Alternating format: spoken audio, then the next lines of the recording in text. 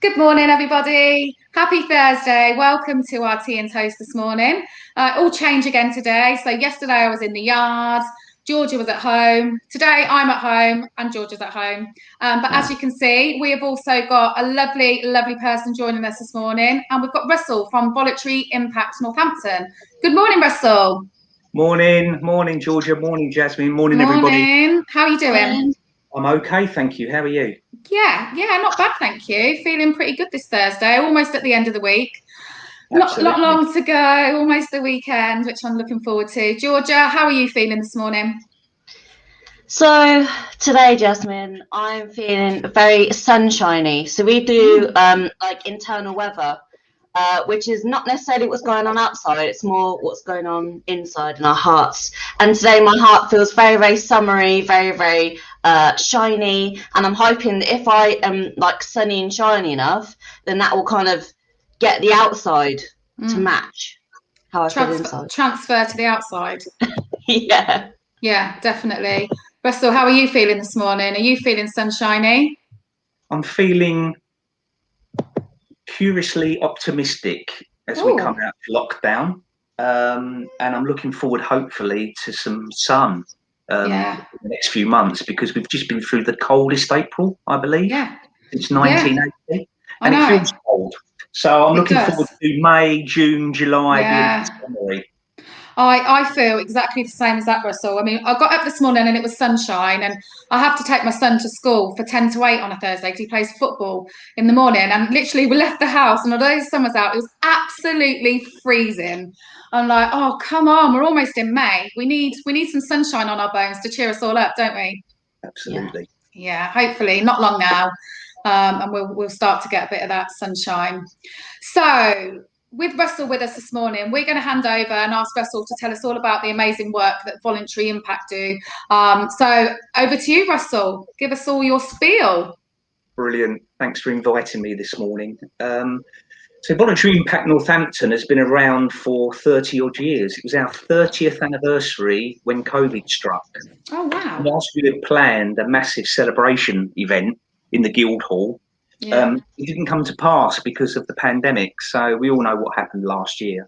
And I think it's been a relatively tough year for all charities, and Voluntary Impact Northamptonshire is a charity, but we're also an infrastructure organisation. And when I say that to people, they go, I've no idea what you're talking about. It's kind of the tyranny of language, really. Yeah, I have no idea, to be honest, Russell. No. So please do tell. So basically, my mates would say to me, infrastructure, that's about building and directing, building roads, directing people to where they need to get to. And kind of they're wrong, but they're kind of right. So if you imagine there's over 2,600 community organisations and voluntary groups across Northamptonshire. At certain times in their life or in their journey, they will need support and advice about certain things. And actually, they need that to direct them to where they need to get to. And actually, organisations like Voluntary Impact Northamptonshire provide that advice and support. So if you can imagine, if you're a small group that decides to do something fantastic in your community, for example, you realise there's quite a few isolated elderly people, so you want to set up a befriending service for them. There's loads of things you need to think about, but you won't think about them all at the same time. So you'll start off and you'll start doing your work, and then someone will say, well, have you thought about safeguarding? And you think, well, what's safeguarding? Then you need to go away and get advice about safeguarding.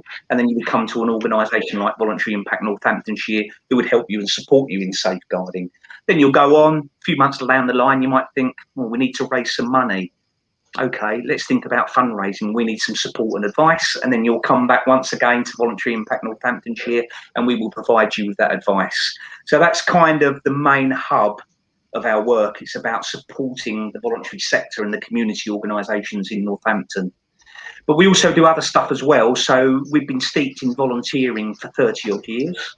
And we all know that volunteering has suddenly come to the fore during the COVID pandemic. I was speaking to someone recently who said there were 14,000 volunteers in Northampton who put their name forward to help with COVID vaccinations, COVID testing at the GP surgeries.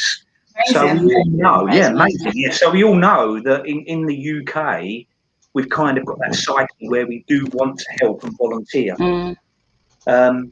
Now, the future of volunteering is always very unclear, but generally speaking, last year over 19 million people volunteered across the UK, and they added value to the UK economy of something like £52 million. So basically, it's a massive resource.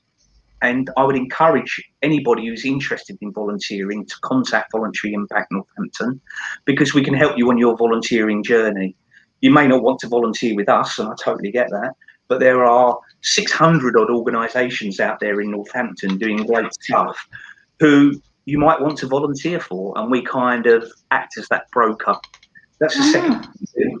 And the third thing we do is we're very into communities. So this idea that communities can solve their own issues by mutual action. So this idea of, you live in the street where there's a problem and you're best placed to identify that problem and solve it.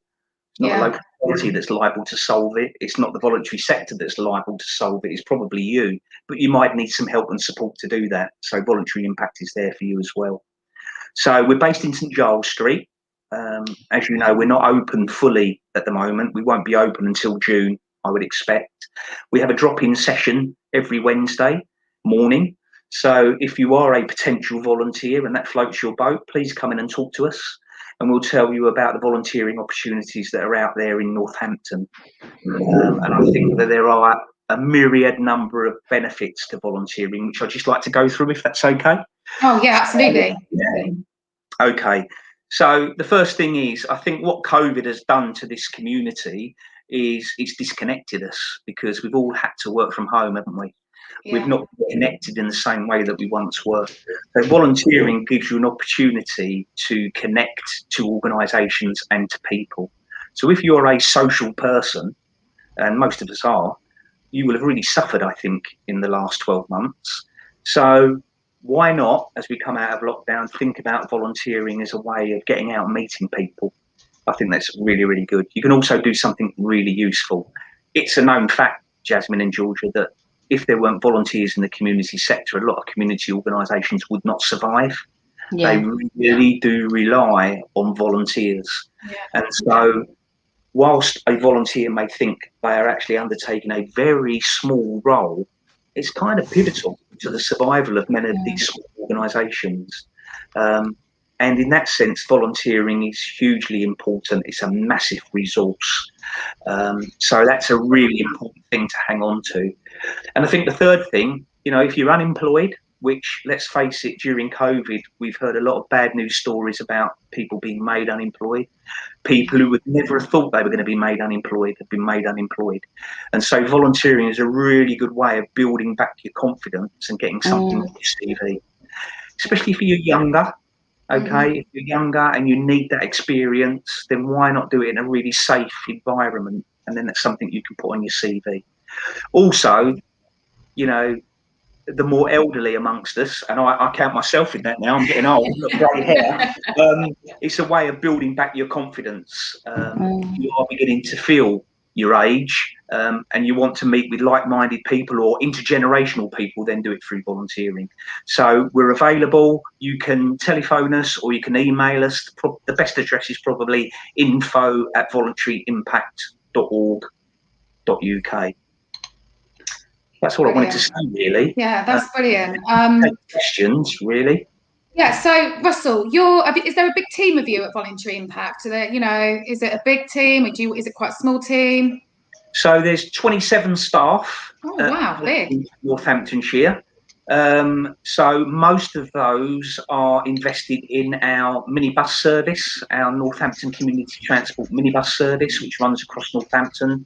People may have seen them, the red minibuses. And we also have a volunteer car driver scheme, and we are looking for volunteer car drivers now. So that's individual volunteers who might want to use their own car to take vulnerable people to medical appointments. And obviously we are beginning to recruit for those, because we lost a few during the pandemic, not through loss, but the fact that they'd come to the end of their volunteering role and they didn't feel confident coming back. So we're looking to step that up in the next few weeks. So anyone who's interested in doing that type of volunteering, please come through to us. Most of our staff are part-time. There's only 4 who are full-time. And we have had to restructure like most charities in the last year, and we've lost 3 or 4 staff, which is unfortunate. But at the end of the day, you kind of have to balance your books. And it's kind of a difficult environment right now for the voluntary sector. Yeah. So, yeah. I mean, you were saying just before we sort of went live, I was having a quick chat before about the pandemic and what a sort of devastating effect it's had on charities.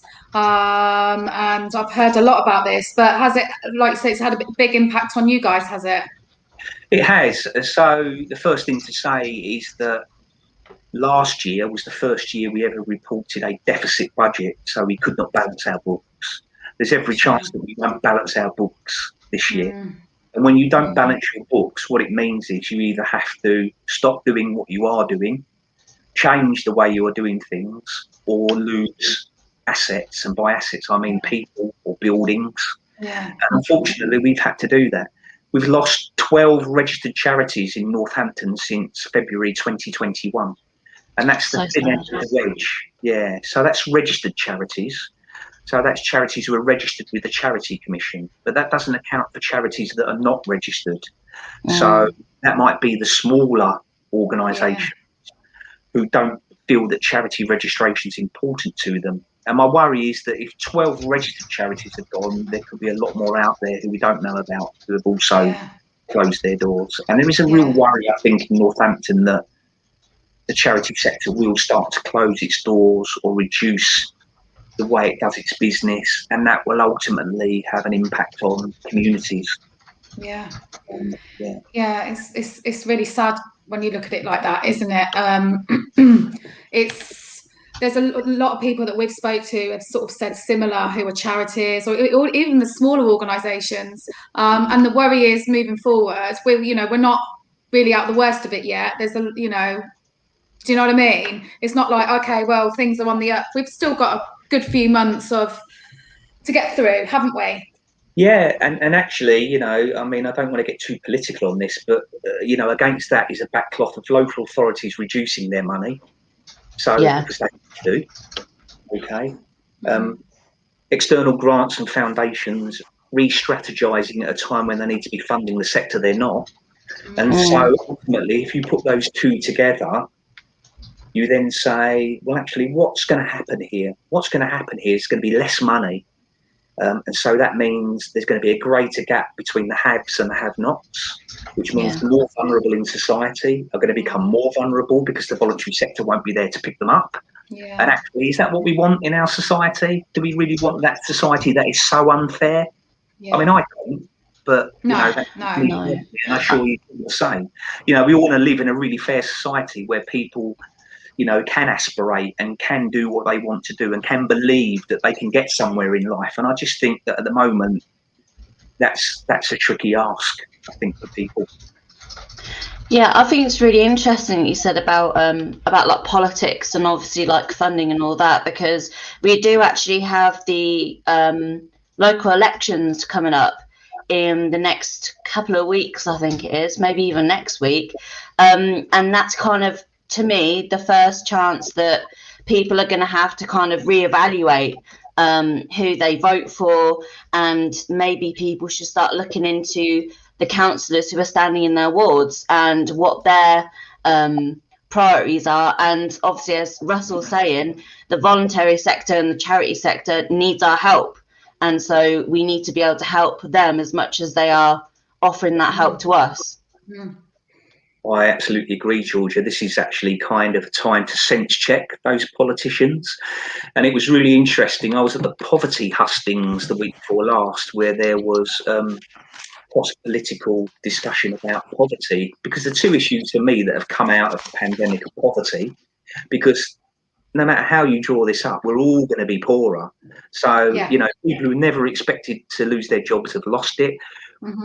People like us who work, we're going to have to pay more to pay for the pandemic crisis. So we're going to be relatively poorer, and the vulnerable are going to be even more poorer. Welfare benefits have reduced since 2007 year on year. So although there has been this massive upsurge during the pandemic, that kind of disguises the underlying trend, which is benefits are going down. So for me, that's a real issue. And the second one is mental health. I mean, massive, huge, isn't it? massive. What's going to come out of this is that everyone's mental health has taken a battering. Actually, what are we going to do as a society to kind of lift people's spirits? Because if we don't, then we'll never get over the pandemic. And there's lots of interesting ways of doing that. But I think those are the two real trends for me.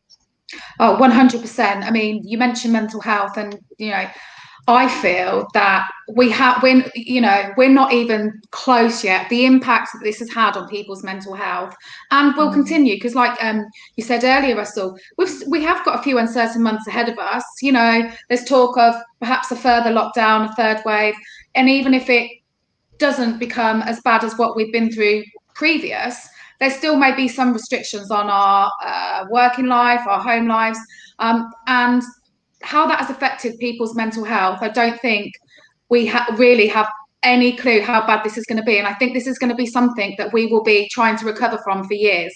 Yeah, I agree. I mean, I remember the first lockdown, it was kind of like a novelty for me. Oh, yeah, kind of enjoyed absolutely. It. Yeah. The second lockdown, I've hated with a passion. It's exactly the same. It's gone on for too long.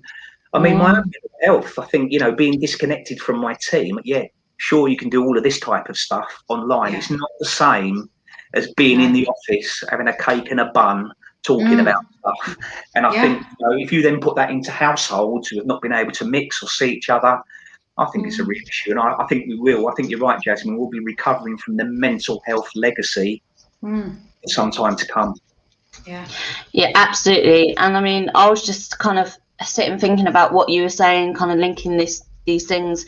And so I have family members who are made redundant through the pandemic, as many people have been made redundant. And I think that volunteering can be a really positive way of kind of getting back on the horse, as it were. Especially if you're a person who had the same job potentially for 20 years, 30 years, then suddenly not having that anymore, not having that security, can really be quite crippling, as well as the general anxiety about seeing people and and all the rest of it. So it'd be really good if if it can help people to build their confidence back and kind of speaking of mental health. I was speaking to someone recently, their whole family worked in the airline industry or was associated with the airline industry, and they've kind of all lost their jobs, across the whole family. And it's kind of, I said to them, get out and do some volunteering. Get back on that horse as quickly as you can. Don't become disconnected from society, and basically put yourself out there. Because, if you believe the government that the economy is going to recover, then obviously what you might think is there'll be opportunities, and I think there will be opportunities, but you've got to be out there and you've got to be connected to get those opportunities, and volunteering is a way of doing that. Absolutely. And I think as well, volunteering is, even if you're not going to be doing that particular job that you're perhaps volunteering in, it's about, for people who perhaps lost their jobs, lost their confidence, it's about rebuilding you as a person, isn't it? And like you say, it's about reconnecting. Years ago, I was not working and I just wanted to do something. And I did some volunteering at a local primary school. And I found it so rewarding. I had that time on my hands. It was lovely.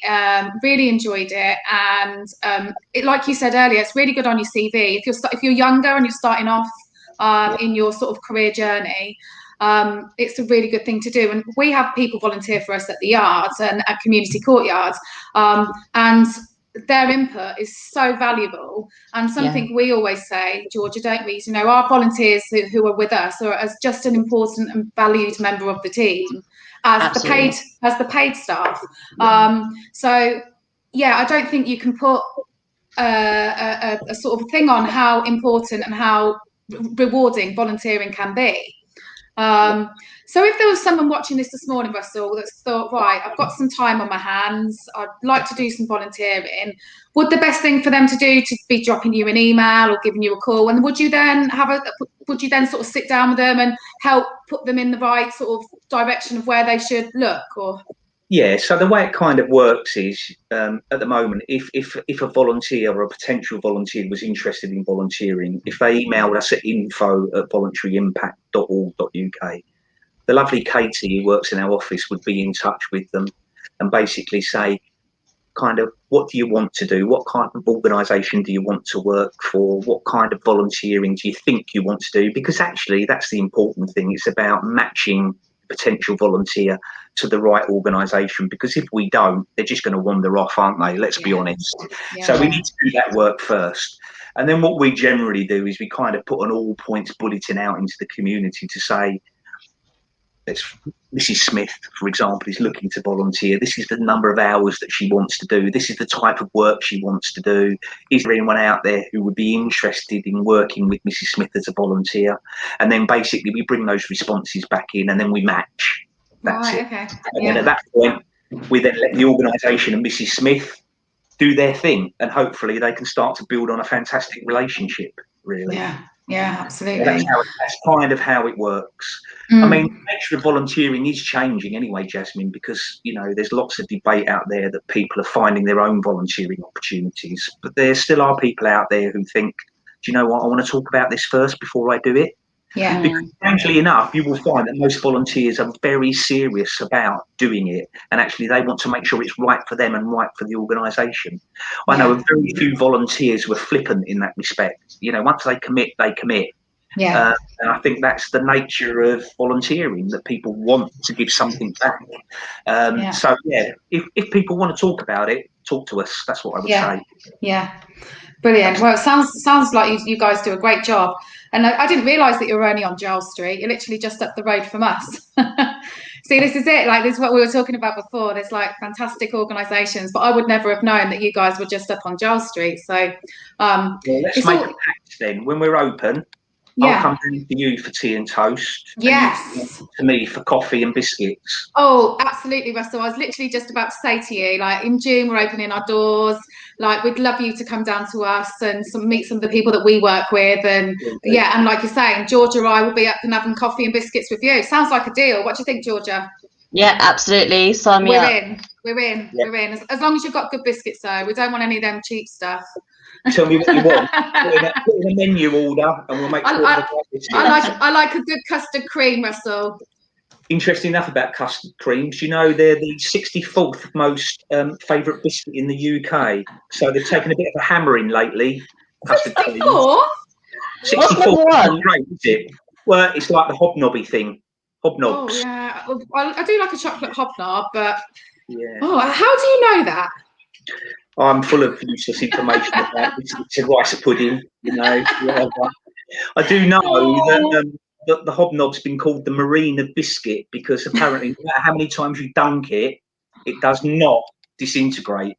Does it not? You've ever tried that with a rich tea? Yeah. Balancing act, isn't it? Yeah. Now, rich tea can be a bit... It falls in, so yeah.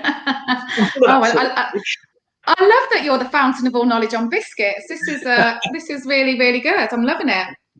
What about Jaffa cake, though? Is Jaffa cake a cake or a biscuit? Interesting.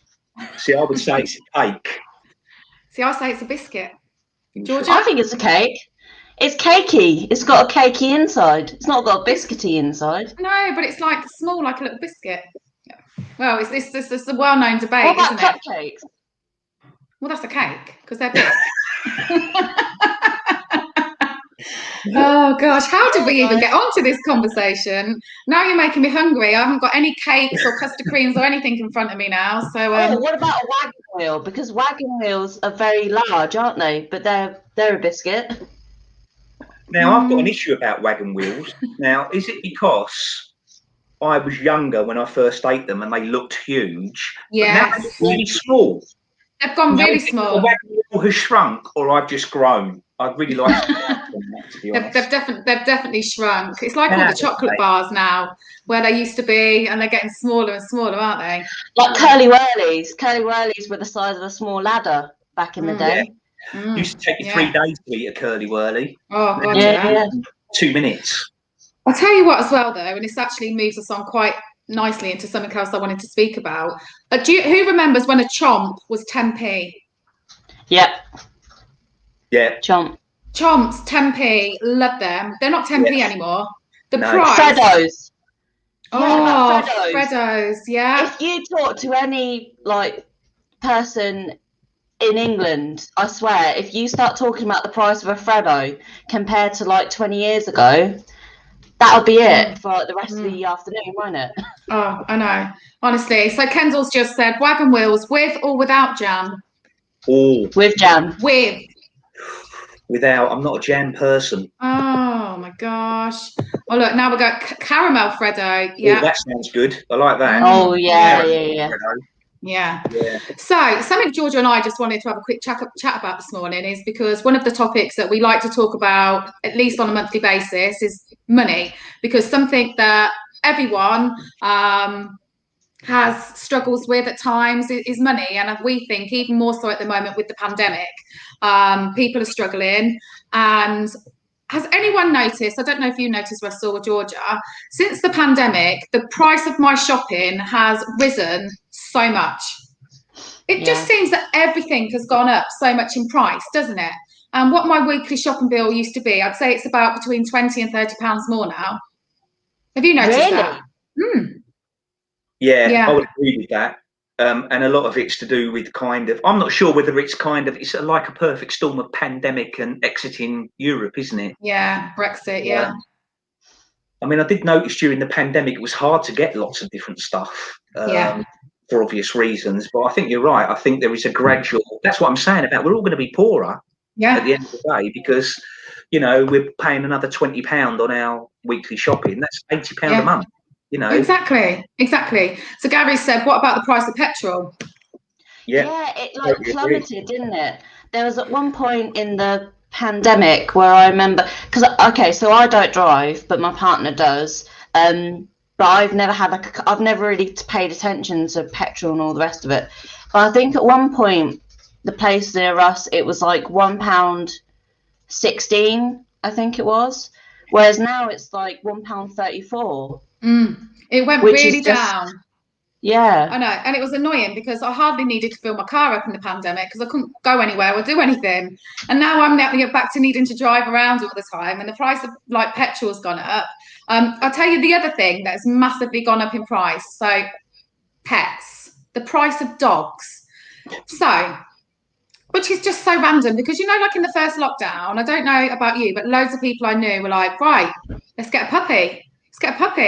And so the price of pets has gone up. So a friend of mine got a cockapoo, and pre-COVID, I think they were roughly maybe £1,200, £3,000. And that's a bog standard price now for that sort of a cockapoo puppy. And I'm like, because they're so in demand, aren't they? But that is just bonkers, don't you think? Do you know what was really bizarre? I thought you said cockatiel, and I thought that's a lot of money for a parrot. That is a lot of money for a cockatiel. I thought they were about that is a lot. Yeah, I know what you mean. No, cockapoo. I wouldn't pay £2 for two things about that. I think petrol, I think the government needs to do something if it's serious about stimulating the economy and getting people back on the road and back into their jobs. They need to do something about petrol prices for sure. And vehicle costs in general, I think, especially if you're a large haulier. I mean, you know, if you're being encouraged to get back out there, then they need some support. Second thing, I was listening to Country File. So because of the price of dogs now, dog thievery is on the increase massively. Massive. The whole 20 minutes, I think, dedicated to it on Country File about the fact that, you know, people are having their dogs stolen. So out everybody, that's what I would say. It's a massive thing. So my friend who got this puppy just, you know, maybe it was 6 weeks ago, where she got them from, obviously they were breeders and they'd got a litter, and there started to be some sort of dog snatching, whatever you want to call it, in that area. So they rang them, spoke to the police, and the police advised them if they had somewhere else to go to move out of their home until their puppies are big enough to go to their owners, because it's so bad, and these dog snatchers will get in and they will take them. So they had to move out of their house to allow the puppies to be big enough to be able to go to their new owners. It's just mental, isn't it? Absolutely mental.